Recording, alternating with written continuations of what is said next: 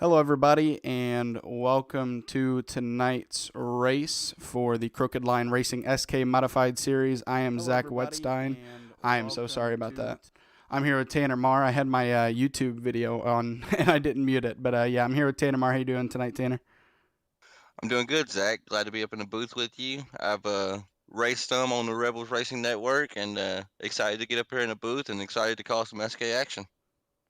I'm excited to do it with you, man. We got some exciting SK Modified at New Hampshire tonight for 75 laps. There's your track info, just a little over a mile long.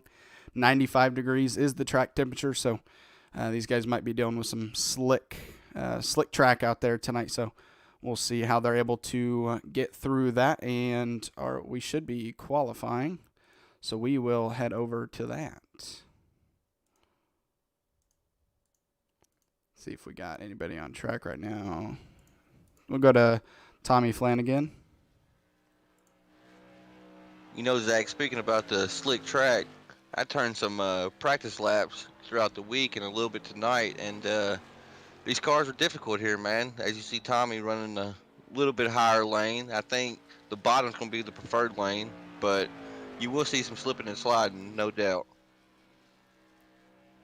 Yeah, these cars really meant for shorter tracks, and well, I mean, you see the weird buildup of these cars. As you don't see many cars like this in the oval side, and it's definitely fun to watch and extremely difficult actually with that.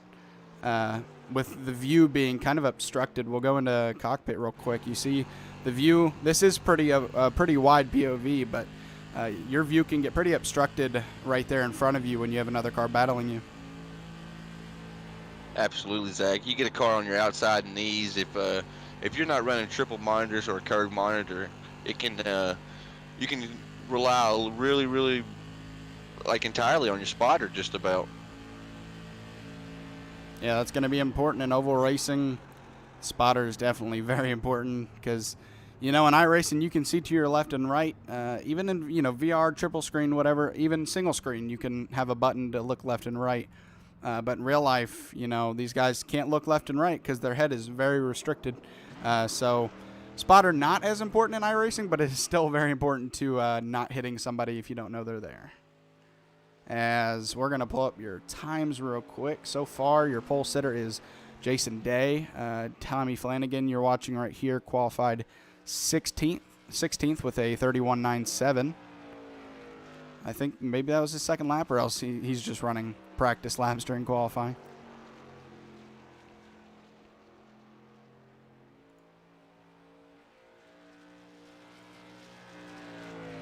Yeah, Yeah, looks like Zach. he's. So I think he's just out here turning in practice laps, I think just he trying to is. learn the track a little bit. So as we talked about before, Crooked Line, we like to get drivers' inputs before the race, and something I didn't tell you. So Jason Day was our previous week's winner, and sadly enough for him, he put it on the pole. But when he goes to grid, he's actually going to receive an EOL to start in the back. So that's one good thing we do over here. It creates a pretty good show watching somebody really fast try to come up through the field. Yeah, I mean that definitely adds a different multitude of, if you've shown that you're really fast, well, next week you're gonna have to prove it from the back, and I definitely think that's very interesting. We're gonna see how Jason Day's able to handle that. But I mean, you said he won last week, and he's shown a lot of speed in qualifying, so I think he'll handle that just fine. And I think we'll go ahead and take a second, unless we're gonna go ahead and interview to show the schedule real quick. Do you want to interview, or do we have time to show the schedule? You can go to the schedule, and then we'll talk to Brad Ringer, Andretta, and Jason Day afterwards. All right, 10-4. So here is your remaining schedule, as you see. Tonight at New Hampshire, 75 laps. Then we go to Five Flag Speedway, Thompson Speedway, and then end out the season at Stafford Motor Speedway, 200 laps around that. I'm not even sure if I have Stafford. I'll have to look at that because I looked at the lap, and there's 200 laps. I was like, wow, that must be a pretty short track. So I'm gonna have to look at that after this race. But It's our special race, Zach. We're actually doing double points at night. okay, So It's a flat track. It's similar to Martinsville, but maybe a little bit smaller. Maybe. Well, if it's smaller than Martinsville, then that explains things a lot because Martinsville itself just a half-mile track, so uh, Exactly. Exactly. can't get much smaller, but it can. So it's going to be interesting to see, and we're gonna head over and start these interviews. So, Brad Ringer, this is Tanner and Zach up in the booth. You got a copy? Yes, sir. So, Brad, I see that you'll be starting third on the grid tonight. Actually, with Jason Day receiving the EOL, the way iRacing works, that will actually move you up to the pole position. So that's a pretty lucky spot for you to be in tonight. Yeah, actually, forgot about that. And then when you mentioned it, had a mini panic attack. So should be fun. All right, man. So I mean, I did a few laps, not a whole lot. I know this is a bigger track than what we normally go to. What do you think about the tires tonight? Do you think tires are going to play a pretty big factor in the night, or how do you feel about it? I I tend to think yes. I haven't run many SK races here. I've run plenty tour mod races. Tires always wear out, so it's going to get to the top lane. Um, only having one set of tires today is going to be a challenge. But whoever manages them best is going to have going to be up front for sure. That's what I was going to ask next. Do you come in early and try to top off fuel and maybe short run a set of tires to gain a track position, or you think track position is so key that with you being out in front, you don't want to give that up? I'm still trying to figure that out. To be honest, I usually suck at New Hampshire. I honestly don't know what's going on tonight. Typically, my teammate Justin Carey's kicks my butt here, but he's having some chair problems, so he's not as quick. So I'm kind of making this up on the fly tonight, to be honest with you. Well, it's funny to hear you say you suck at New Hampshire, and then you're going to be gifted the pole right here. So that's a pretty good spot to be in there, Brad. See where my panic attack came from. I understand it, buddy. You got any sponsors, anything you want to shout out? Yeah, as usual, got to thank Sunshine Trailer Park, Pinsky's Property Services, and again, teammate Justin Carey. He helps me out a ton on these things, especially the modifieds. So hopefully, we can both go to the front. Absolutely, right on. Well, me and Zach, on behalf of him, I wish you luck, and maybe we'll be here talking to you at the end, Brad. Thanks, guys, and thanks for Line again. This is a great series. Yeah, good luck tonight.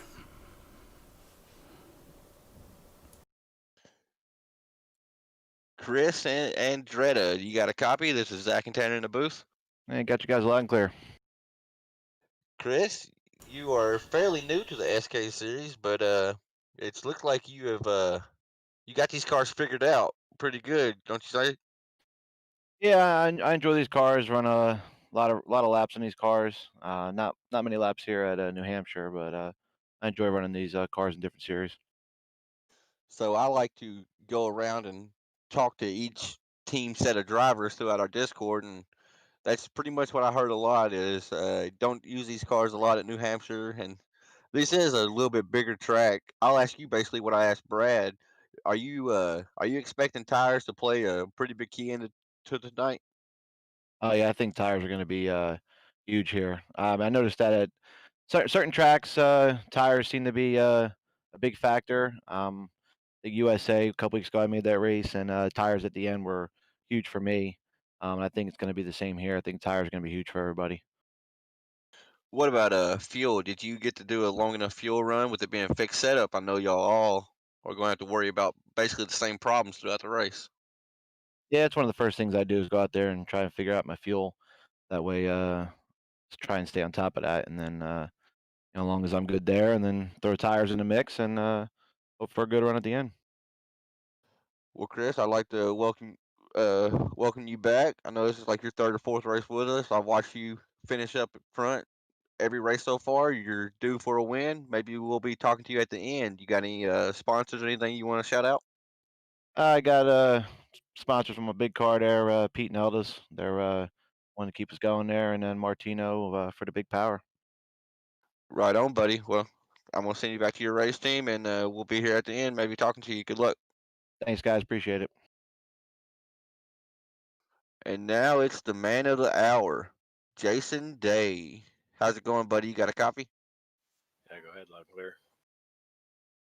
So, got a little bit different question for you, Jason. With you being the winner of last week's show, and then coming out here putting that number 52 on the pole, you already know you're starting in the back. How you like your chances tonight?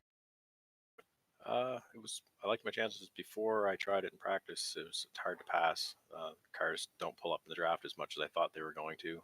Just have to be patient and, hopefully not wear my tires out and just, use a little bit of attrition and we'll make our way up through and hopefully finish off with a top 10 maybe. With you starting in the back, and you sit here and you tell me it's hard to pass, and I experienced that just in practice a little bit. Do you think a different pitch strategy may earn you that track position you need, or how you plan on running it? Uh, Tires I don't think are going to be a huge factor. I think I wear it a little bit, but, as most races go with track position, especially at this track, I think it's going to be more important than tires are. Fuel is going to be the big issue, I guess. Coming in, if I'm at the back, I'm probably coming in early and make sure I'm topped up. But other than that, just play it out and be patient. Right on, buddy. Well, we're running a little bit short on time. We got a minute left or so. You got any sponsors or anybody you want to shout out? Just thank Five Kings for my teammates and help me out, and Cricket Line for putting on the series, and that's about it. My family for letting me race. Right on, buddy. Can they find Five Kings anywhere? On Facebook. Right on, Jason. Well, we wish you luck, buddy, from up in the booth, and we'll send you back to your race team, and maybe you can find that 52 up front at the end of the race, buddy. Hope so. Thank you. Absolutely. Mr. Zach, are you ready to get this show on the road?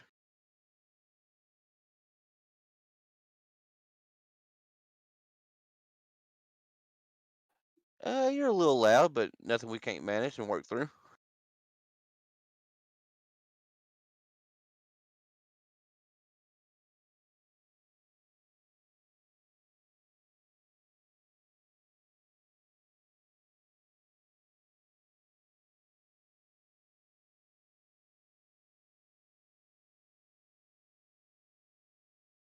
Ten four, buddy.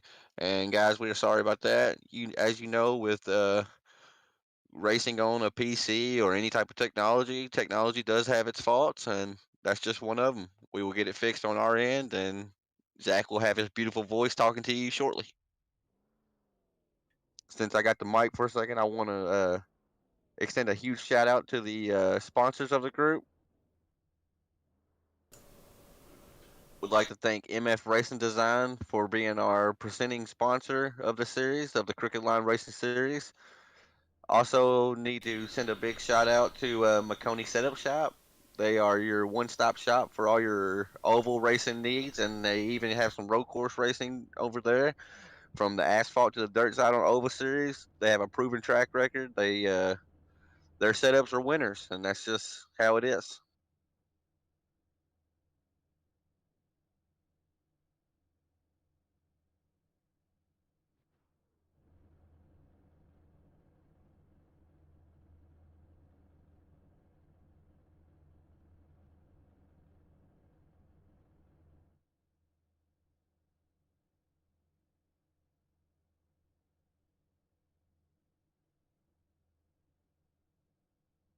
Yeah, you're a little loud right now, but nothing too bad.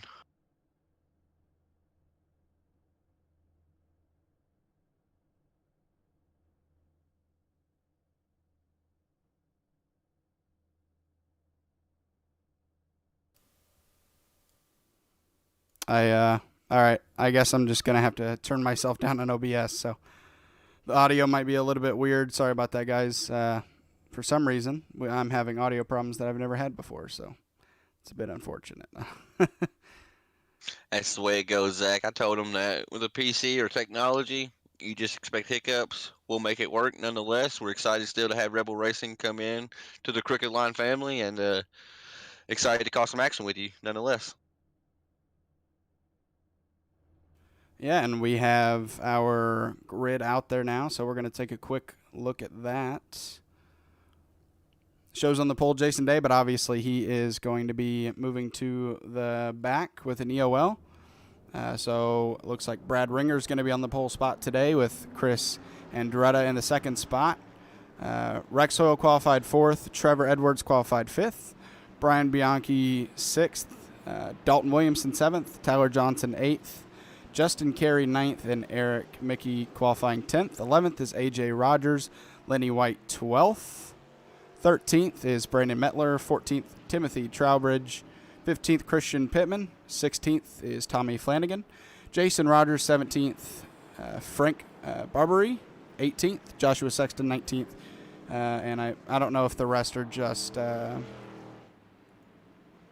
if they're just race controlling tonight, because you're on there as well. Absolutely. So we got Joshua Sexton, Scotty Stevens in race control with Steve Sexton. That's his dad, not racing. Gotcha. So these guys are getting ready to roll off here at New Hampshire Motor Speedway. Brad Ringer has the pole spot in that 76 machine. He's going to wait for the green flag. It's out. And these guys are here racing at New Hampshire Motor Speedway side by side for the lead going into turn 1. Let's see if the outside or the inside is going to work better.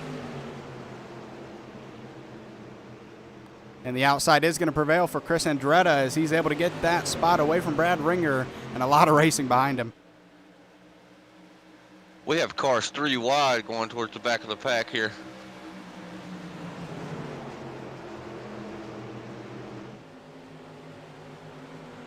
Trevor Edwards and Rex Hoyle fighting for that third spot right now. The 54 of Rex Hoyle on the outside, Trevor Edwards on the inside in the 32. Looks like chrome 32. Nice looking paint scheme there. And shiny. Very shiny as they're still battling for that position down the backstretch. And it looks like that outside line is finally going to prevail for Mr. Rex Hoyle.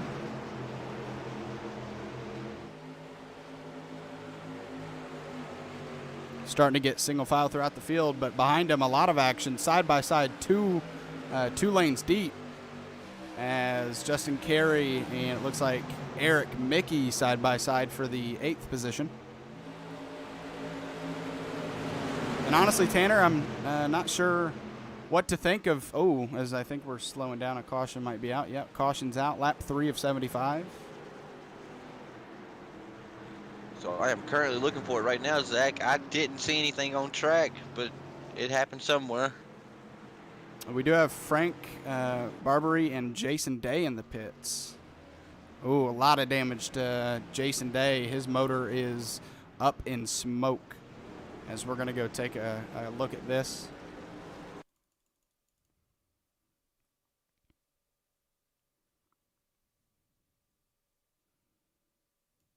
All right, we're going to come back to you guys. And let's go behind them real quick. Side by side on the front stretch. And, ooh, a little bit of net code, honestly. And collects another car as well. So a lot of carnage on the front stretch. And a little bit of unfortunate as the net code bites him. So, Zach, I actually got Jason Day. I brought him back in the booth just because he was the pole setter and then had to take the EOL. Jason, I mean, you heard it right then. It's a little bit of net code. I saw it on this end also. Do you think your chances are kind of ruined tonight, or did you get to pit road and use your fast repair? I'm on pit road, but I blew the motor up, so I'm still in here. That's rough, buddy. That's a rough go. That's what happens getting started in the back like that. We will, there's not much more to say, I guess, so I'll send you back over to your race team, and thank you for your time, Jason. Just get that thing fixed and get back out there. The net code, though, because it felt like it came off the wall and then smucked me in the back end. I mean, I'm not the racing judge, but Zach, you think it was net code? It looked a little net code-ish. He did come off the wall towards you, but in the end, it looked like the contact was net code. Not to say maybe he wouldn't have made contact if it didn't happen, but there was definitely net code that turned you guys.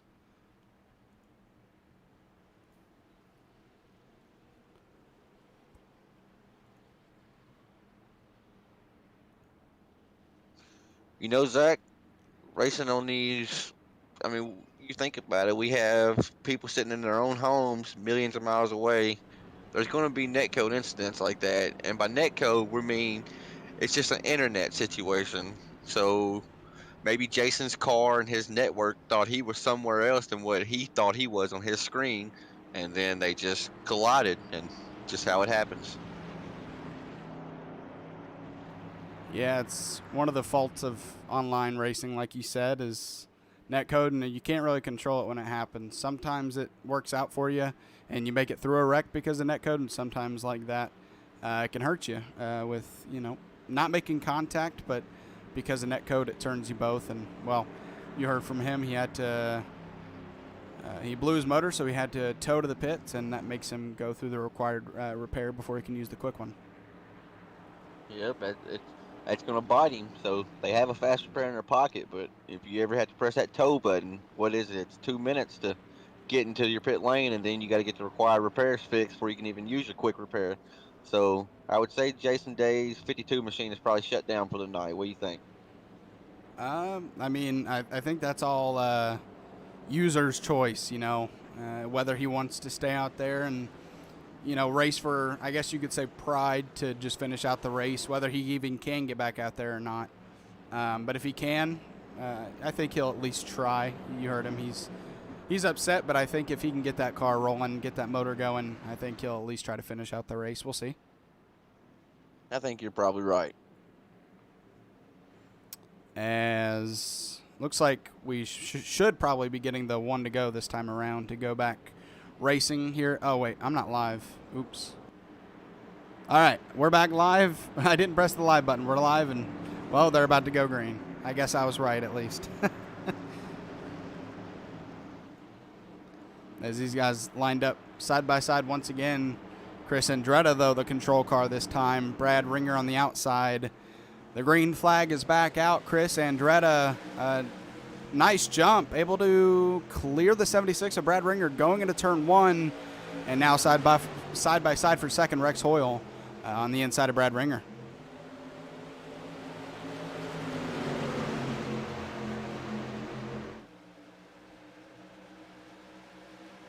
As you see, these cars definitely stay very close on these restarts. They don't build a very big gap over each other to begin with, and that causes for a lot of tight racing. As you see back here, just one big line, and some are side by side, as you see Eric Mickey and Dalton Williamson side by side, it looks like. Or actually, Tyler Johnson and Eric Mickey. With Christian Pittman and Justin Carey side by side, also looking to gain their positions, but to not really know where to go when you're in a box like that. Yeah, I don't usually use these cars very much, but as you can see, it's one big line at this point from first to last. A little bit of a gap between Eric Mickey and Tyler Johnson in the car ahead, but that's just because they're racing. But it's really just one big long line, not separated by much. It's only a mile in length, and these cars' horsepower and setup, it looks like that makes them stick together for a long time on these restarts. As we still see Tyler Johnson and Christian Pittman both battling on the inside of Eric and Justin Carey there, and then off behind him, Trevor Edwards and AJ Rogers battling side by side. Yeah, no line really prevailing right now in these battles. You'd think one lane would find itself, but these guys have been side by side for 3 or 4 laps straight now, and just nobody able to find an edge so far on this restart. And they're starting to get connected back up to these leaders, like I mentioned. And we have 3 rows of 2-wide racing here. Nice job of these guys able to stay side by side. It's such a tight track, but they're able to keep it clean and keep on racing in these green flag laps. And just, it's amazing how long these guys are able to stay side by side. At some point, you would think something has to give, Zach, but they're doing pretty good. They're giving each other room. As much room as you can on a short track, at least. As you see some guys further back, they're trying to make moves. They're starting to step out a little bit, but then they step back in. Christian Pittman right there. He looks like he may be able to clear the 42. No, the 42 clears it right back up on him. I think the draft is playing a big key tonight, Zach. Yeah, absolutely. And, the horsepower in these cars kind of allows for that. not as much horsepower under these cars as you see others. So that draft definitely can be a factor, even at a semi-short track as New Hampshire, a mile in length. So we're definitely seeing that, and that's going to make not only for some great racing throughout the entire race, but when we get to the end of this one, it's going to make a race to the checkered flag very interesting. It's interesting, though, Zach, to sit here and watch. And like you said, normally one line will eventually prevail, but these are pretty much at a stalemate right here, not really moving. Tyler Johnson on that inside looked like maybe he got past that 15 of Eric Mickey. So Eric Mickey falling back on that outside a little bit, and that's creating a little separation as Tyler Johnson now trying to pass Dalton Williamson on that inside. There's just no room for those cars on the inside to come up off the exit, and I think that's what keeps them so close together is that outside line stalls that inside line on exit, and the run that they get keeps them side by side. So maybe as the tires get older, a line will start to prevail, but so far both lanes working very well right now. Yeah, so I thought Tyler Johnson was going to pull the 8 car of Christian Pittman and the 32 of Edwards up past them, but it looked like Eric Mickey and Dalton Williamson, they're getting it more gathered back up. As you see Dalton getting back to the outside of Tyler. He's pretty much stayed on the outside, but he's starting to inch forward a little bit more now. With Eric Mickey trying to make a move. Contact between him and the 8 and Trevor Edwards. And AJ Rogers, they are just stacking up at this point. Trevor Edwards made some contact with the driver and then some contact with the wall. And they are 3 wide back here because of that. Trevor Edwards definitely paid a price from that. Maybe it wasn't his fault, but he paid a price. And that has sent him back all the way to the 13th position. You know frustrations are high during that when you're just driving straight, and the next thing you know, you're getting bumped around and stuff like that. Trevor Edwards is fast. I think he can make it back up, but it's just a hard track to pass that. You got people trying to make moves. I mean, it's only 75 laps. That seems like a long time, but you can't just ride around. You have to race. Yeah, I told my dad before tonight's broadcast, I was like, I'm looking forward to watching these cars. They look like, I've raced them at Martinsville before, but that's about it. But they're big big go-karts, really. At least what they look like. And, well, they're not disappointing right now. 18 laps in, a lot of racing and a lot of very fun racing to watch. Absolutely, Zach. As the fans know that have watched this series throughout this season, we've had 6 photo finishes, and that's because you see all these bars wrapped around these cars. That's not for looks. These boys, they will use it. They're not afraid to use it as the laps start to wind down. And, with this setup these boys have, they have a great setup that provides just some great racing. We saw them stay side by side for how many laps? As we're coming up on lap 23, that will be our competition caution. Between lap 25 and 33, we have a competition caution at the halfway point just to allow the boys to get fuel and tires if they'd like. So from about, looks like 8th on back, they've really started to separate themselves away from the rest of the pack. So 1st through 8th kind of running away with the draft, using that to their advantage. And right now, Chris Andretta, the leader, the control car on the last restart, but obviously with the draft and how tight this racing is, has not been able to pull away at all. And, that can be kind of intimidating is, looking at your back bumper and constantly seeing another driver filling up that mirror. That can kind of throw you off your game. So nice job by all these drivers at maintaining this speed and consistency while also having a driver right behind them. You're absolutely right, Zach. When you're out there on the track and you have somebody just filling up that mirror, instead of just racing the track and hitting your marks, you're trying to run away from that driver, and then that causes mistakes, and then they get right back there to you.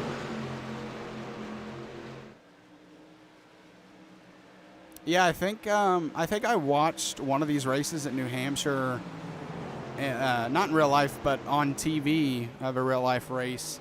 And every single lap, and these guys could probably be doing it too, but every single lap they were passing each other for first. And it seemed like the person in second was able to get a good enough run every single time, no matter how good of a line the leader ran, just because of the draft. I think the winner ended up being the leader just because they raced behind him for second, but just nowhere to escape when you're running this, like these cars on this track, just like a Talladega and any other car. You just know where to go, and you're just along for the ride. Absolutely, Zach. When you're the leader, you just want to run away and hide. You want to see second place behind you battling third place. That lets some separation be created. But as you see right here, the 76 is right on the 25, and he has not given him any breathing room with the 54 right on his back. Oh, a little bit of contact behind him. It looked like maybe, I can't tell who the light blue car is. Looks That'd like maybe be Christian Pittman. Yeah, Christian Pittman made some contact as he was getting past. So he's going to fall back to the 7th position, and he's able to hold off over Eric, Mickey, and A.J. Rogers. So he's able to fall in there, and maybe he'll recatch that draft, Dalton Williamson.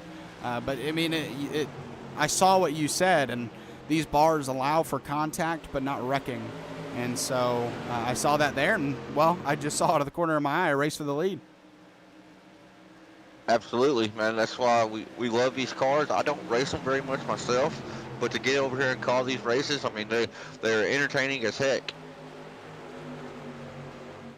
Ooh, on the inside in the 76 of Brad Ringer, trying to make that work. But we also heard from one of our top 3 qualifiers that outside is eventually going to be the lane to be. But right now, Brad really making that inside work. Is he able to clear Chris? Not able to just yet. See if he's able to make the move going into turn 3. And I thought he'd just dive up to the outside, but he's able to do it using that low line. New leader is Brad Ringer, and I thought maybe Rex Hoyle behind him would take advantage of the battle, but he's not able to. As Andretti comes right back to him, though, I think that outside line, it's not nearly as fast on entry as the inside line, but it's just fast enough to be a nuisance, meaning they get such a good run on that outside, they can just pull right back up beside him. And you see the 76, he gave room to Andretti on the front stretch to let him do that. So some fairly clean racing by these boys. Since we're on lap 26 now, between now and lap 33, if a caution comes out, that will be the competition caution.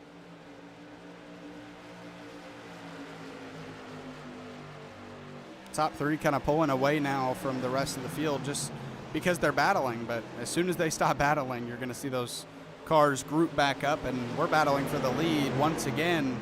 And we're kind of seeing what I thought we would see when I watched it in real life, is that these cars are able to pass each other lap after lap. And right now, Chris Andretti working on that inside to try to make a pass on the 76. And looks like that inside, when you use it to your advantage, as long as you run a good enough line, there's not much contest to it after a couple of laps. And this is kind of the thing that can happen. Brad Ringer's starting to fall back if they can create a train on that inside line. I was going to say, it looked like Rex Hoyle was trying to kind of orchestrate with the 25 there, the 54 and the 25, but no, it looks like Rex is going to try to get to the 25's inside if he can make it stick, and he closes the door on him. Slight contact made between second and third place. Oh man, 76 of Brad Ringer falling back pretty far after that contact. Now side by side with Christian Pittman. Christian Pittman was, oh, and they're turning. Oh, we have a wreck. We have a wreck. Christian Pittman just looks like he got into Brad Ringer right then, Oh, I think man. it was. A lot of contact there.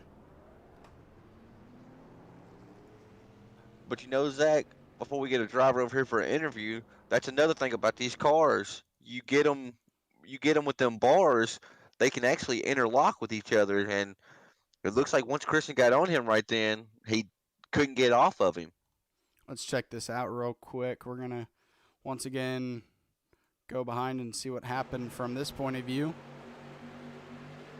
Going down the front stretch. Ooh, it looks like both just trying to occupy one spot. The 8 goes up and turns the 76 into the wall, and it's not over yet from there. Nowhere to go for a couple of these drivers. 3 or 4 caught up in that. Just nowhere to go as they're in the middle of the track. It turns into a domino effect. Zach, with this being the competition caution, I'm going to let the drivers do what they got to do. I'm not going to pull a driver over here for an interview. Okay.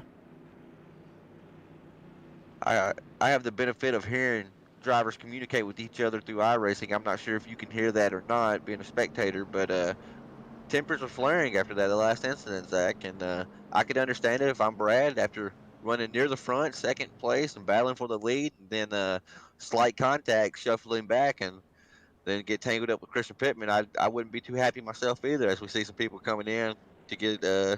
I'm sure they're going to elect to take 4 tires and fuel right here.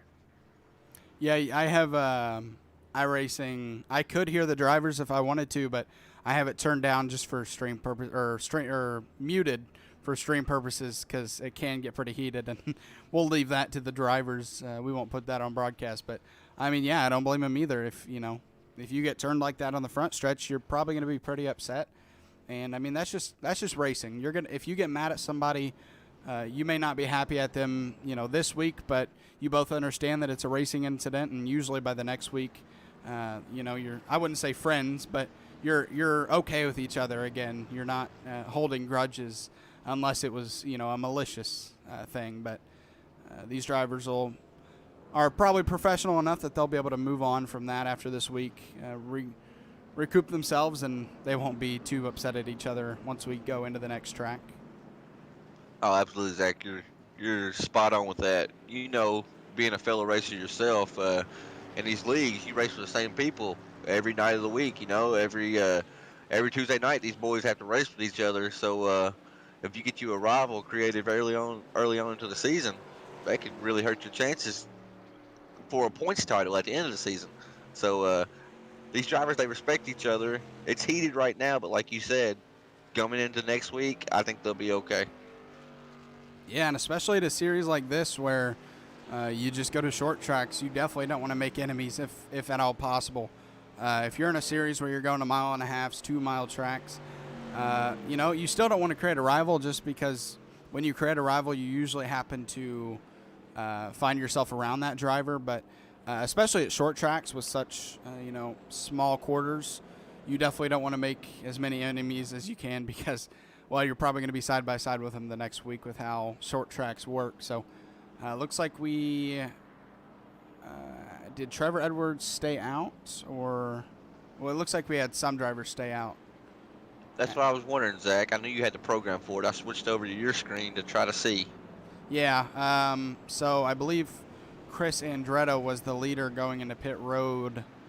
Trevor Edwards, Brad Haldane, Timothy Trowbridge, Rex Hoyle, and Brian Bianchi, I think, stayed out. See how that works out for him. Not taking advantage of the competition caution. We'll see how that works out for him. Zach, it's a risky gambler. If it pays off, it's great. If not, you shoot yourself in the foot by not having tires.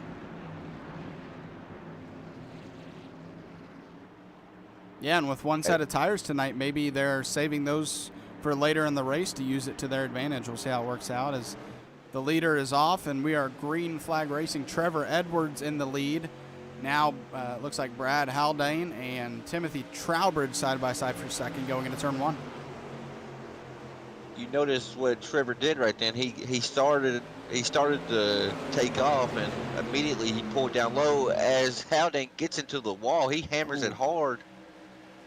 But what I was saying, Trevor Edwards, he is cutting down low on the track, and while he's doing that is to cut the draft to the people behind him. I don't know if it pays off as much here as it would at a track like Talladega or not. And they're wrecking behind him. Tyler Johnson. No, not Tyler Johnson. Eric Mickey, it looks like, on his roof. Oh, he's sitting like a turtle right now. I missed what happened right there. Yeah, it was behind him. They were 3 wide. It looked like right before the wreck, so we're going to go check out what happened to him. And as you guys will figure out pretty quick, is this far chase cam is primarily what I use on these, because it shows kind of what happens best, other than maybe chopper. So you see a little bit of contact there. They see a little bit of contact there, but they're able to save it. But more contact between Tyler Johnson, Eric Mickey, and I couldn't tell who else that was. It might have been, I couldn't tell. But that ends up with Eric Mickey on his roof, and, well, that's going to cause for a tow. That's a rough situation for all drivers involved, especially Brandon Mettler right there in the 015. He was late to the party. He arrived on the accident late. He chose to go down low, thinking he could miss Eric Mickey when he was flipping, and All of a sudden, boom, he was right there in front of the few. But you touched on that earlier, Zach, with these cars having that big breather, air filter, whatever you want to call it, on the front of these, and that cage, it's really hard to see out of these cars. So once you choose a lane, you pretty much just got to gamble and hope it stays clear.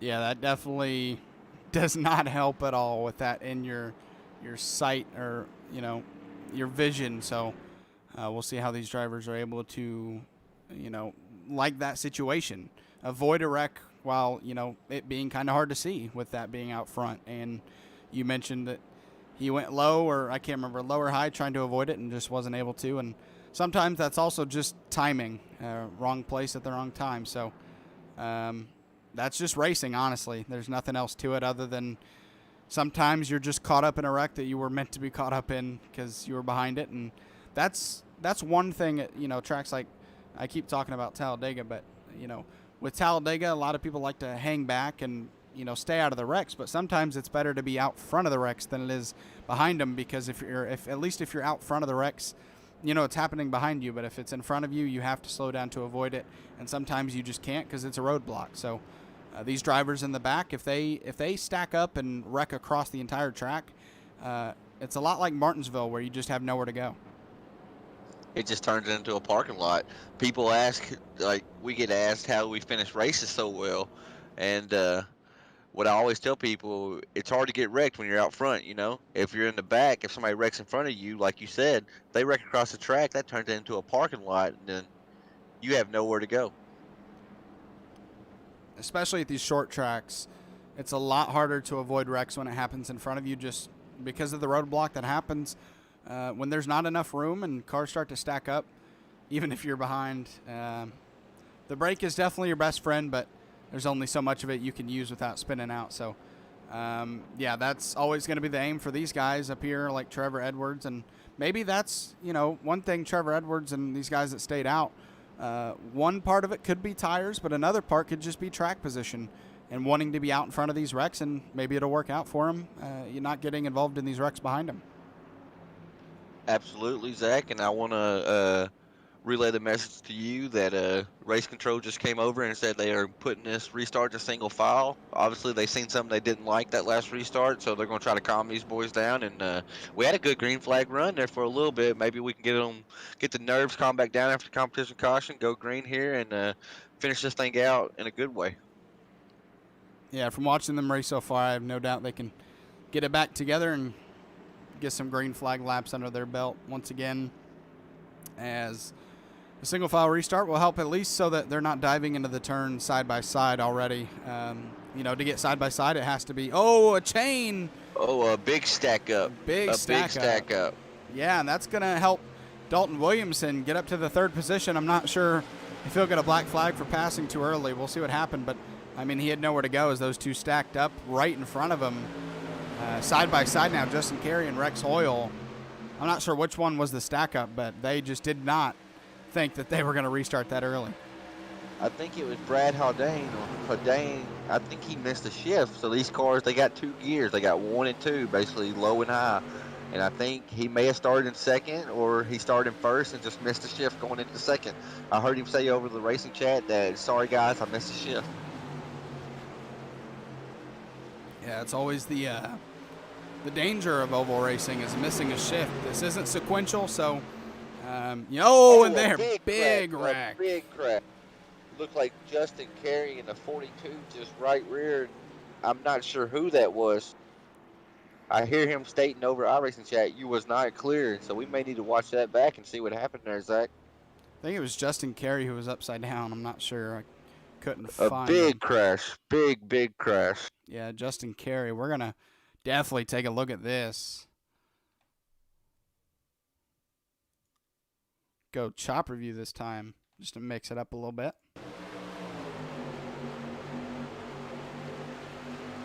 Not sure if anybody else got collected in this. Let's see. Christian Pittman gets a piece of it, and then I don't know who that was that squeezed through. Ooh. It looks like everybody, they barely made it through. Christian Pittman got a little bit of damage, and then there was another car that kind of got some damage. Not sure which one that was. Yeah, there was a little bit of contact with another driver, but for such a big wreck, they were able to keep it relatively clean, getting through it. As you see, the 54 Rex Hoyle just trying to get to pit road before that motor blows. If you see that smoke stop rolling out the back, that's a bad sign. Yeah, when your car starts smoking on iRacing, you're on borrowed time right then, and it's a tough break for Rex Hoyle because he's been in the top 5 for a majority of the night. So hopefully he still has his fast repair in his pocket, and he's able to get that machine out there without going too many laps down. If he's laps down right now, I'm not too sure. As we see Tyler Johnson on pit road, and not sure who else that was. Currently, he is on the lead lap, the last car on the lead lap, and these cars are on the back stretch. So we'll see if he's able to get that quick repair and get out before they can get around to him. The car doesn't look clean, so I don't know. Actually, maybe it does. Maybe it just the way that it looks from the front is awkward. So he's able to get out, and he's going to stay on the lead lap in the 12th position. And Eric Mickey, in that wreck earlier, he's going to be able to get on to the lead lap with a lucky dog. So Eric Mickey was sitting in the right spot. They call it the lucky dog, meaning if you are the first car lap down, if you caution comes out when you're the first car lap down, you will get your lap back. So that's something good for Eric Mickey to be involved in a wreck earlier and still be back on the lead lap. So we're talking about fuel earlier. Are these guys able to make it, or do they need to pit for fuel?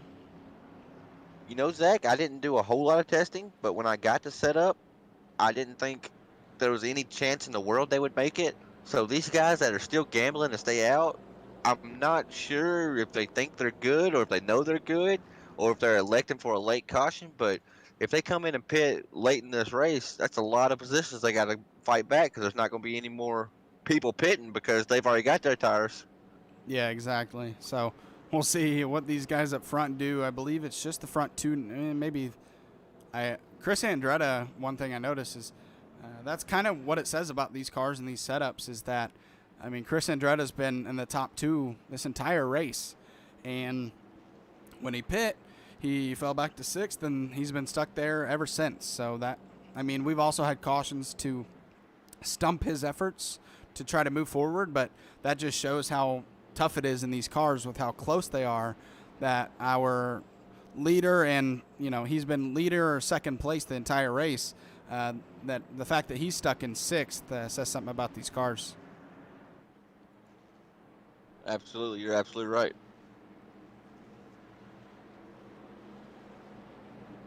Fun race so far tonight here at New Hampshire Motor Speedway in the Crooked Line Racing SK Modified Series. A couple of green flag runs kind of sandwiched in between cautions. And if you're just joining us, we're now single file restarts to try to clean up the restarts a little bit and get us some more green flag laps. 75 lap race tonight, about to reach the 30 to go mark. A couple of these guys out front have stayed out this entire race. So we're going to see how this pit strategy or non-pit strategy works out for him as the green flag is back out. And Trevor Edwards, once again, the control car, has a nice restart, and he's going to distance himself a little bit from Timothy Trowbridge in second. There may not be too many fans of this single file restarts, but I tell you one person that does like it is Trevor Edwards in that chromed out, chrome and yellow Marconi setup shop machine. He is piloting that thing out front. He got the track position, and it looks like it's paying off for him as of right now. Yeah, it definitely helps the leader, but with how these cars are set up, being the leader in a single file restart will not get you separated from the rest of the pack.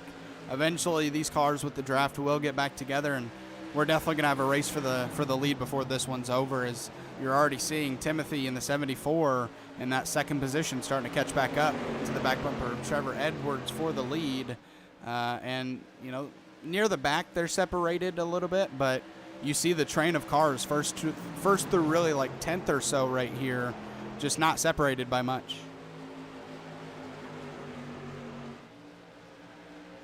It looks like they're decided to go a little bit more single file, so I guess that single file restart has calmed them down a little bit. We don't have people just diving in below people. Yeah, and as you use your quick repair, now if you wreck, you're out. So I think that might also cause these guys to be a little bit more cautious with their cars, as, if they wreck one more time and they've used it, they're out of the race. So maybe that's what's also helping these guys be a little bit more patient with under 30 laps to go now, and maybe a battle for the lead. Actually, we're just going to see Timothy Trowbridge push our leader. Looks As like he goes to the inside of him, though, look, can he make it stick? I don't think it's going to take a great run or a mistake by Trevor for Timmy to make that bottom stick like that. Look at the gap Trevor just created right then off that one move. Yeah, and one interesting thing to look at while we're watching the battle for second is the sun has been covered right now. So this track is automatically going to start cooling down for these guys and have a little bit more grip to it.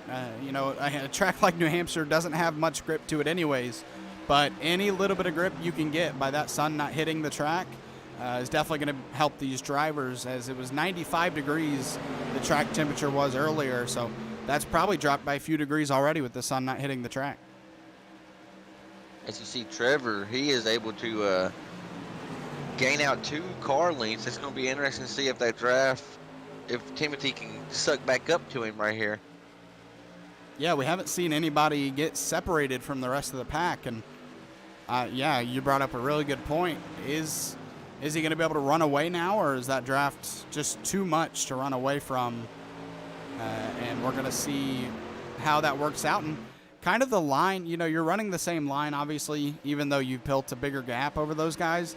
But you've got to think that he's a little bit more calm inside his mind now that he doesn't have someone directly in his mirror.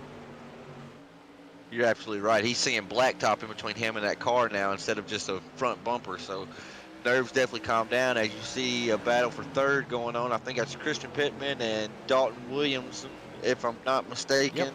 As Christian goes to his inside, he was actually on the inside of Timothy Trowbridge. I think as this race is going on, Zach, I think we're seeing that middle lane to the high lane being the preferred lane for these drivers up front right now.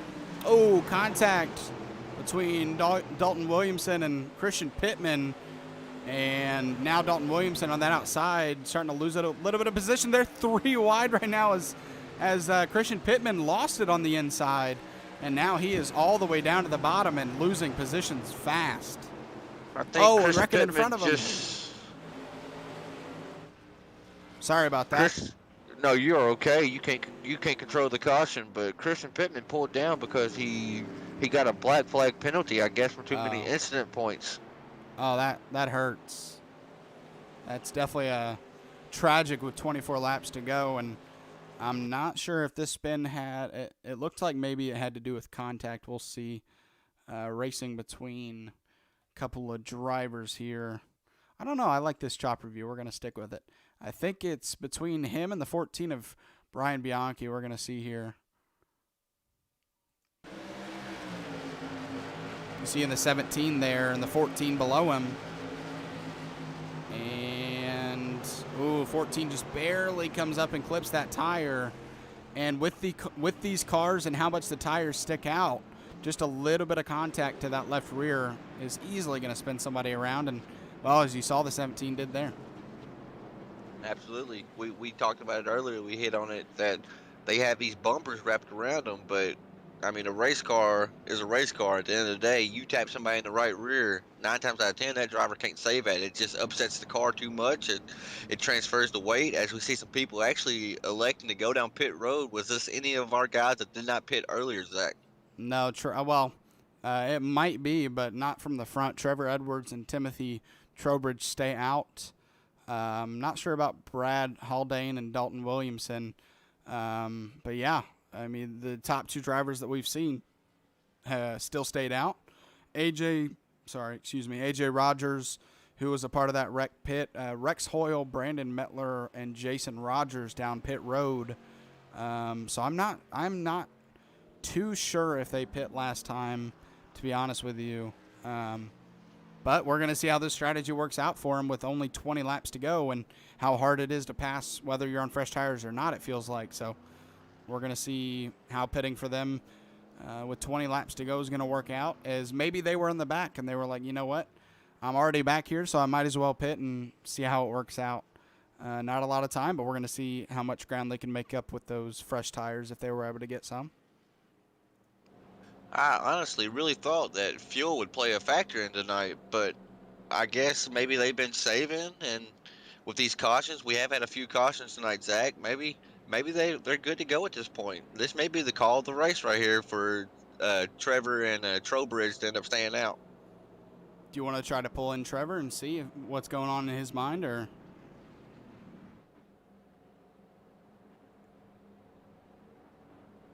Trevor actually don't want to interview right now. I asked Timmy as well earlier and Okay. got no reply, Zach. Okay, that's fine. We're just gonna stick to wondering what they're doing, and eventually we're gonna find out with only 20 laps to go. Well, coming up to 20 laps to go. Those two, they're really, really fast.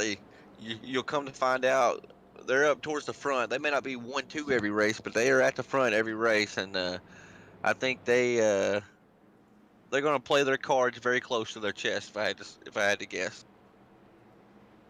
Yeah, absolutely. You don't want to give away what you're doing to try to help the I don't want to say opponent, because that sounds more football-y or any other sport, but any other driver that's out there, teammate or not. I mean, and if you're a teammate, you're going to work with your teammate, obviously.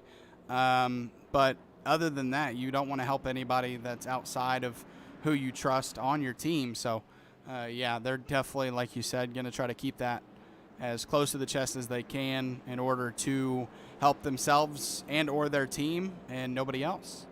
It's a selfish sport, but I mean that's what you got to do in racing. It's racing. You're absolutely right, and it's just one big oversized chess game at this point.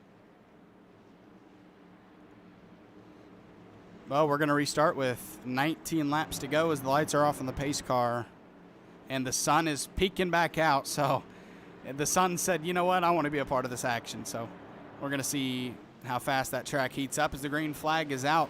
A great restart for Trevor Edwards. He's able to gap Timothy Trowbridge by 3 or 4 car lengths going into turn 1. Nobody really side by side yet, I don't see. Yeah, they are back there. It looks like Christian Pittman and AJ Rogers, it looks like. That was basically pretty much the first restart we've seen the leader actually create a little bit of distance from the initial start. So maybe Trevor Edwards, if this thing goes green, that's what he wants to see if Timmy has the speed to get back up there to him. Yeah, and unfortunately for Christian, Pittman has to go serve that green flag penalty, so he's going to go down into pit road. Yep, that's a tough break for Pittman. I know he got involved in 2 wrecks that wasn't his fault, but as we've said the whole time, I mean, if there's a wreck in front of you, you got to risk it to get through it or stop and hope you don't get ran over. And sometimes you get caught up in a wreck that's not your fault. He played victim twice to that tonight. Dalton Williamson tried to make a pass on Timothy Trowbridge for that second position, but no luck there. And now with that move, Brad Haldane on his back bumper, now to the inside, trying to make a move for the 3rd position. And all this battling is really helping our leader right now, Trevor Edwards. So the more battling, the happier he is. Yeah, there's nothing more he likes to see other than the checkered flag right now than to look in his mirror and see cars behind him battling. They don't put them at full speed when they're battling like that. Yeah, and as we watch, they're now done battling for 3rd, but the amount they had to battle for 3rd, Timothy and Trevor have distanced themselves away from that pack. And the more they battle, as you see, for the 5th position between Chris Andretta and Brad Ringer, the two that we saw in the lead earlier, the more battling there, the more separation from the cars in front of them. As Timmy is actually, well, he was getting a little bit closer to 32. It makes me put my foot in my mouth right then. I thought he was going to suck up to him right then, but the announcer said so of course it didn't happen. Yeah, Trevor Edwards tonight so far been able to build a gap over 2nd place like nobody else has been able to do so far tonight. So impressive showing, but he's got to keep it going for another 15 laps, and Timothy is definitely not going away. Absolutely. We heard through the pre-race interviews that drivers thought that track position would be key. Once Trevor Edwards was rewarded the track position for staying out using a different pit strategy, he's been able to defend off all racers behind him, and he's been the only leader to actually create a gap to second place. So he's looking really strong right now. And yeah, the battle for 5th still going on as Chris Andretta trying to hold off Brad Ringer. Oh, and a little bit of contact Slight with the contact. left rear, and that is going to bring out another caution. He can't save. More contact. As I hear drivers communicating right now, Andretta said, I didn't want to get into you, but I got to make the turn at some point too. So temper's still flaring right now, Zach. While you get the replay, I'm going to try to get Andretta over for an interview.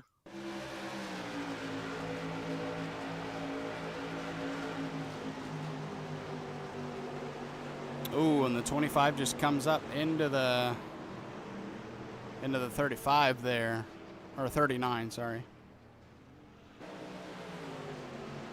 So Chris, this is Zach and Tanner up in the booth. You got a copy? Got you loud and clear. So I got the benefit of being able to hear you drivers communicate as you race or whatnot and be up in the booth. And I heard you say at some point basically you got to make the corner. Did you feel like he came down on you right then? Yeah, he did it a couple times to me. Brought me down to the apron when I would get under him, and a couple times I backed out, killed my momentum, and didn't want to get into him. I don't want to get a spot like that, but I got into him when he came down. I let him spin, try to let him gather it. I waited, and then when he didn't get it, that's when I went. Absolutely, but I mean, I get it. At some point, we're looking at about 15 laps to go. You boys are racing. You've had that 25 machine up front. How are you liking your chances right now with track position being so key? I mean, the car's good. I mean, I feel like I can hang with these guys. A little bit of draft here helps keep everybody together. It's just tough passing, but apparently they're putting me to the back now for spinning him when he came down on me. So that kind of sucks. Well, 10-4, buddy. We'll send you back to your race team, and I know the EOL stinks, but I'll tell you good luck, and you never know. 12 laps to go, anything can shake out. Thanks, guys.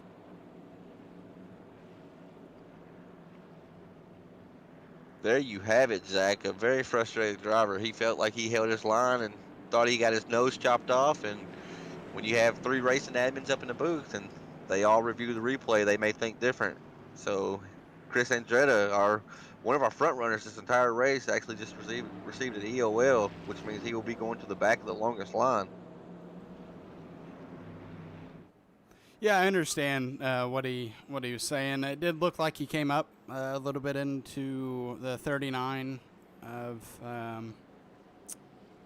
Brad Haldane, but as a racer, you're always gonna think it was the other guy's fault, and that's not a shot at him at all. I mean, if I accidentally wreck somebody, the initial thoughts are, oh, why would you cause that? But when you go back and look at the replay, usually it solves itself out, because once you actually take a look at what happened, you can't really argue if it shows in the replay. So it sucks that he has to get an EOL, but he should be able to recover and get some spots before the end of this race. But we're coming down to 9 laps to go now, and Trevor Edwards making that pit strategy work.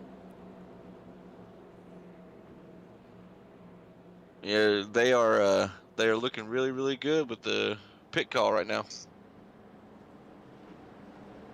Yeah, him and Timothy Trowbridge, as Timothy, he wants a shot at racing for that win, and I think it all boils down to these restarts. He needs to get a good enough jump that he can stick in the draft of Trevor Edwards, because right now it seems like he gets just bad enough of a jump, compared to Trevor Edwards, that he's able to stay behind him, but he's in a pocket of air that doesn't allow him to get closer. So if he can get a better jump going on this restart, I think he'll have a better chance at racing for this lead, and that'll bring more cars into the battle for the lead. As I was about to say, he was laying back a little bit, and he don't get a good restart. He tried to time it, but he did not get it, as Dalton Williamson's actually going to go to his inside right here, Zach. Yeah, did not time it up at all, as Trevor Edwards was gone, and contact between we have a big wreck. Dalton Williamson and Timothy Trowbridge, and well, with what we've seen with EOLs and causing wrecks, we might see Dalton Williamson unfortunately go to the back. So I actually missed that one, Zach. I can't wait to watch it back on your replay. Yeah, I do got such you. a good job with your replays here. Yeah, if we're sticking with that EOL, I might be wrong, but it looks like he got into the car on the outside. So we're going to see what actually happened here. Dives down to the inside. And, yeah, just comes up and makes contact with the 74. Nowhere for the 74 to go, just holding his line. And, unfortunately for Dalton, makes contact with him. We'll see if that's worthy of an EOL penalty or not. Coming from the race control side, I am part of the race control team. I would say probably so, but we'll see what the other admins think, and I'll let you know if we see him going to the back or not. Tough break for Timmy Trowbridge. He qualified decent, but then got second due to track position and a pit strategy call. It's just a tough break for him. Yeah, with him going to the back of the lead lap now with that wreck, I wonder if we'll see him go pit for those tires he never got. So we'll see if he does that this next time around.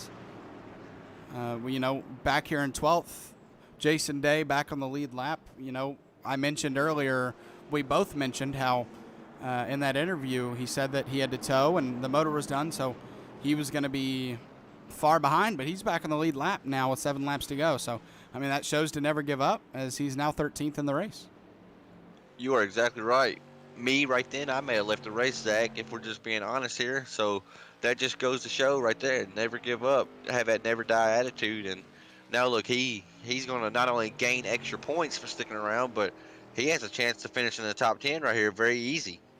Yeah, Dalton Williamson getting an EOL penalty. I saw his name dropping down the leaderboard, and yeah, he's going to get an EOL penalty for that. So Brad Ringer now in second. We saw Brad Ringer fighting for the lead earlier and actually leading laps. So he's finally slowly worked his way up to second, made it through some wrecks, and now has a chance to battle Trevor Edwards for the win coming down the stretch with around 4 or 5 laps to go. Looks like 4 when we restart. I'm trying to see where Andretti has worked his way up to. He is up to 12th. I didn't know if he'd be able to come up more or not. It's just a tough track to pass that. Yeah, definitely. And it might be an easier track to pass at if the package in these cars with how they run wasn't so close together. With how close these cars race, it's difficult to make a pass because if you go for a pass on the inside and you mess up, a train of cars could come past you. So, if it was more separated like the bigger cars, the trucks, Xfinity, Cup, they get separated more. So you're able to make a pass one by one instead of having all of these cars lined up. So it's that more difficult in these cars to make a pass here at New Hampshire at a place that's already pretty tough to pass anyways.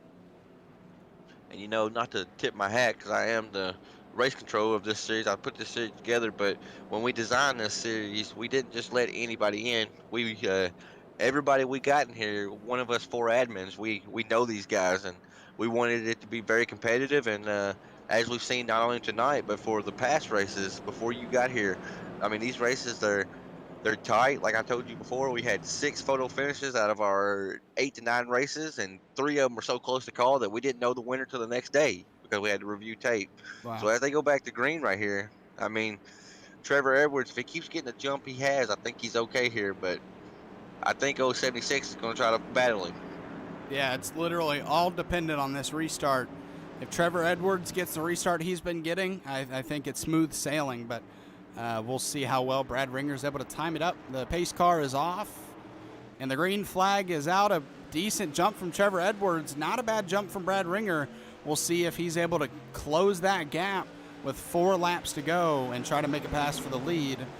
That also depends on if AJ Rogers behind him battles him for second. If he does, that'll kind of end the race for the lead. But as you see, Brad Ringer really separating himself and giving himself a chance to try to catch Trevor Edwards for the lead. Yeah, Zach, I think what happened there, it looked like AJ Rogers wanted to play ball right then. He looked like he was going to go to the 76's inside, but it just killed all momentum. Maybe he was fearing an EOL if he got into him or something. He kind of backed out of it. Look at that momentum he lost. Yeah, now trying to hold off Rex Hoyle for the 3rd position. Trying to finish inside that top 3 podium spot. We talked about it earlier. to never give up, Rex Hoyle, he was one of the drivers we saw with a blown motor earlier, and we said he was on borrowed time. He had to make it to pit lane to use his quick repair. Yep, that's true. That shows that you never give up. Now he's battling. He's in fourth comfortably right now, about to be battling for third. It looks like. Yeah, absolutely. Never give up unless your car is totaled and you can't come back. Might as well give it a shot and stick around. You never know what happens. I mean, like we said about Jason Day, he's back on the lead lap. He's in 12th, which isn't great, but it's better than what it could have been if he just gave up and quit. So it may not seem like a good finish, but to get the best points finish you can, definitely fight. As we're coming down to the white flag here at New Hampshire Motor Speedway, Trevor Edwards one lap around until he wins this race. Yeah, I can't lie. That kind of snuck up on us right then. It looks like Trevor Edwards, bearing any major mistake, as we see the 76, he is trying to throw it in there, but I just don't think he has enough to clear Trevor right now. He can't get to him. He's probably going to dive as deep as he can in 3 and 4 without giving up that second position. But he has nothing for our leader, Trevor Edwards, coming out of turn 4. He's going to win here at New Hampshire Motor Speedway. Brad Ringer second, A.J. Rogers third. As we see, I cannot wait to pull him in for an interview. Zach, I'll let you do the last top three interviews right here whenever I bring them in. But I'm curious to see what he thinks about staying out with that pit call. Oh, yeah, absolutely. I am going to start moving the top three over right now. We got Trevor Edwards up in the booth with us now. Zach, you can take it from here. Hey, Trevor, you got a copy? Everybody. Well, staying out ended up working out for you. We weren't sure how well it was going to. Was that all dependent on track position and how well you thought that would work out? I filled up early on because I thought it might help taking less fuel on the stop, maybe a little bit quicker stop, getting a couple of positions out of it. Usually I pick the wrong strategy, so tonight was a surprise. Yeah, how were you able to get such a good jump? Because we saw it every single time that you were the control car of restarts. You were able to just get such a good jump that you were able to create separation from second that we weren't able to see from anybody else. Not really sure why I was like that, but typically I think I'm a pretty decent restarter. I can read the guy behind me, what he's thinking. Usually you can watch somebody get real antsy, and when they're getting antsy, they're going to have a terrible restart. All right, so you got any shout-outs you want to throw out there? Sponsors? Tiresuck.com, because I hate taking tires, and McConey and Platinum Speedworks. Zach, I want to squeeze in here real quick. Okay. Me and Trevor, we have an ongoing joke about tires. So, Trevor, just for clarity reason for the broadcast, you filled up early on, but you didn't take tires, correct? Never took tires, and my fastest lap was 74, 75. Well, I mean, you had a rocket ship. Like I said, you was the only one that was able to create that space on them restarts. So we'll say congratulations to you, and you proved that tires are important, but when you're a wheel man, you don't have to take them. Exactly right. I appreciate it, guys. Thank you for broadcasting, by the way, and thanks, Tanner, for putting it on. Absolutely, Trevor. Congratulations. Go celebrate your win, buddy. Thanks. Yeah, congratulations. Yeah, don't want to hurt. Oh, whoop! I cut him off right then. All right, so we'll move on to Brad Ringer now. Brad, you got a copy? Yes, sir. Well, we saw you early on battling for the lead, whether it was in the lead or second place a lot. And then you pit, and some people stayed out. How tough was it to pass after pitting? It was very tough. It was just a lot of luck getting back to the front with guys having problems. I mean, like I felt I was a little quicker there those last couple laps. Entry to middle of the corner, he got off better. We couldn't gain anything. It was tough out there today. Yeah, we saw, and I mean, I'll bring up kind of the same thing I did in the previous interview. So we saw a lot of the cars early on not be able to create separation, and I'm not sure if you'll have an answer for it, but why do you think that it was just a lot tougher there at the end, even if you thought you were quicker? Why was it maybe tougher to get to his back bumper with the draft? Don't have a great answer. I mean, these cars are so equal, so close. I mean, at least you're 3/4 throttle in the corners. I mean, it's hard when all the cars are damn near full throttle. All right. Anything for him, Tanner? You know, basically just summarizing what you said. Uh, you got in a little bit of trouble early, didn't you, Brad? If I remember correctly.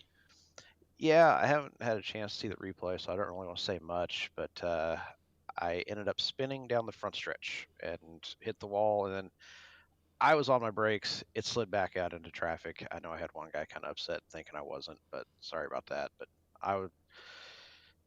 That's when I pitted, and that ended up being our stage break.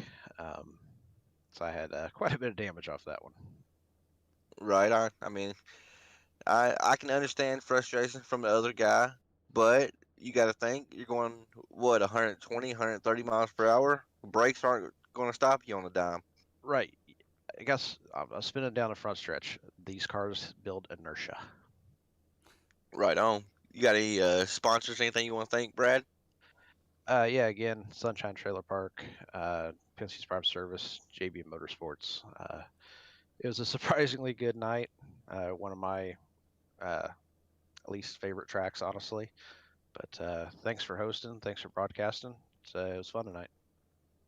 Absolutely, Brad. Go celebrate. I know it's not a win, but after being involved in an earlier incident, you can't be too down about a second place finish. That was a good run tonight, buddy. Yep, I'm happy about that one. Thanks, guys. All right. And finally, AJ Rogers, you got a copy? Yes, sir. How are y'all? Good. Nice third place finish tonight. I see that you started 11th tonight. So take us through your race and how you were able to cleanly make it through some of those wrecks if they happened in front of you and end up finishing third. Uh, I wouldn't say it was real clean, but had to fix the damage a couple of times and tried to save my fast repair to the end. Um, it was tough. These cars are just so even and they're so underpowered that it's just hard to do much with them. But had a good run. Probably didn't deserve a third, but I'll take it. And I needed in the points to get ahead of Dalton. But we'll see what happens. So yeah, we heard Trevor talk about tires. Did you end up taking any? Yeah, I was going to do a little bit of pitch strategy and try to take just left sides, and then I come back in after some damage and forgot that I had him checked and ended up taking right side. So I was hoping I'd have a little bit of something, a little better tires at the end, but it just didn't work out. And as you could tell with Trevor and no tires, I really don't think it made that big a difference. If anything, it freed the car up, made it turn a little bit better. All right. Anything for him, Tanner? Well, AJ, I know we saw you win previously in this series, correct? Didn't you win our first race of the year? Yeah, I won the first two. Won the first two. Now I can't get a win to save my life. You are correct. I remember that because I told you if you won that third one, we was gonna put a cash bounty on your head. That's So just it shows the competition. I mean, everybody's good, everybody's fast, and it's not easy to go out and just win race after race. Sure wish I could, but if as long as I stay consistent, I think I'll be all right.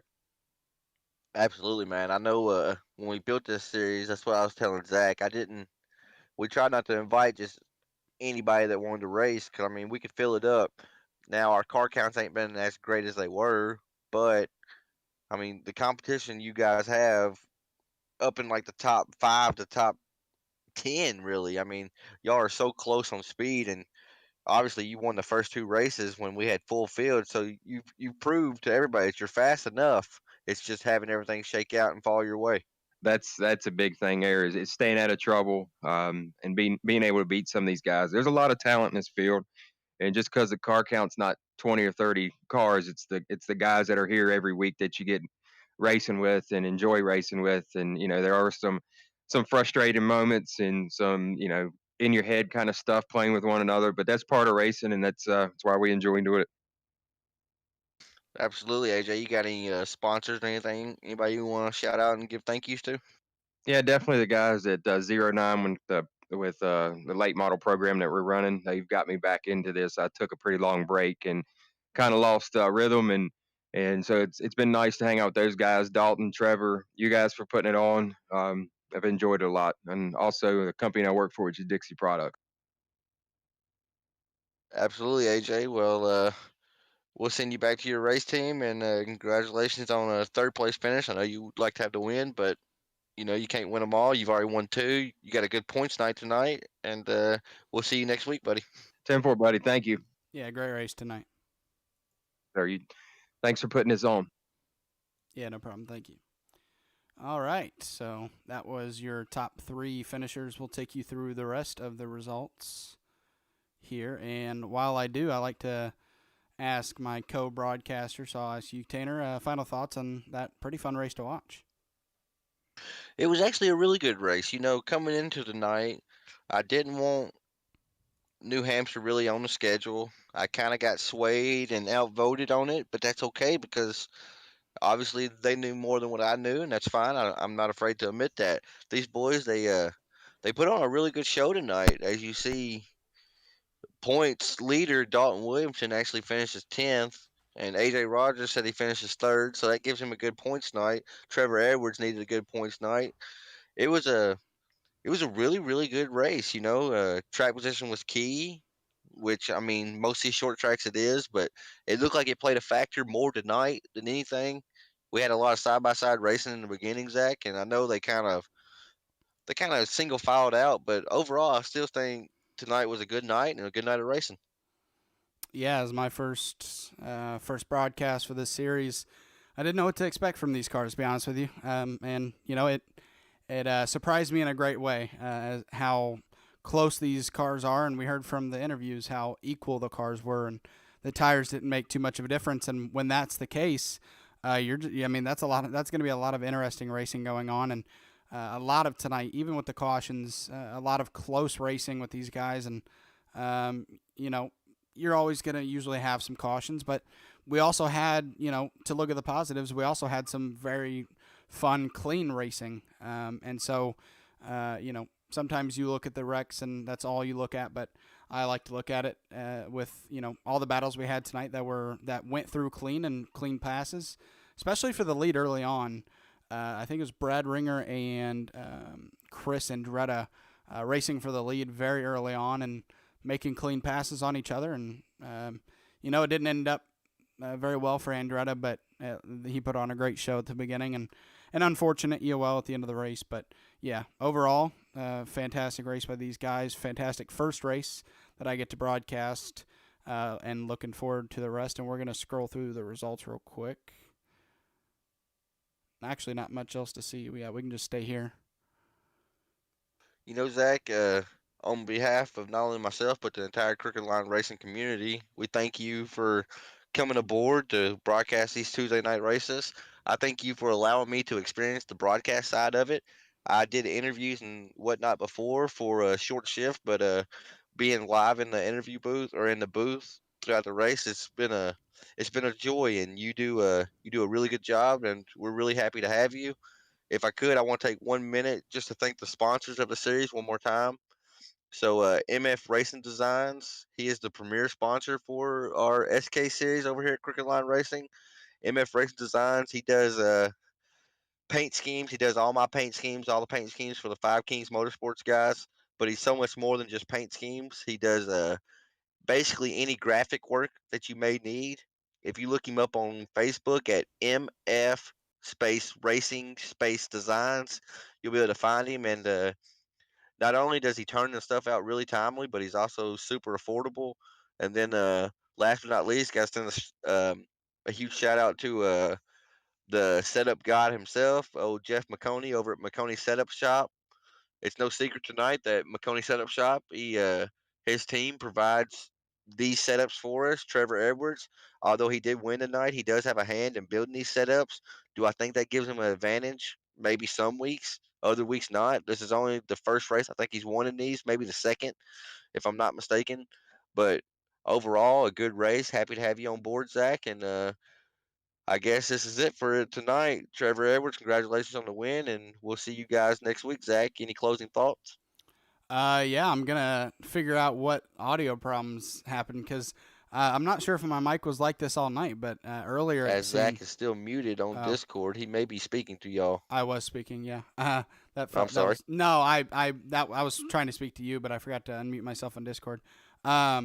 But I'm going to try to – I don't know what happened with the audio, but for some reason, I don't know if it was like this all night, but my mic seemed fine, and then we got into the race or into the qualifying, and it seemed to mess up. So I'm going to hopefully figure it out and get some of these things figured out. But overall, great race. Glad to be on board. Glad to be able to join this league, and looking forward to the next week. So, yeah, that was 75 laps at New Hampshire Motor Speedway. It's been Zach Wetstein and Tatum Marr from the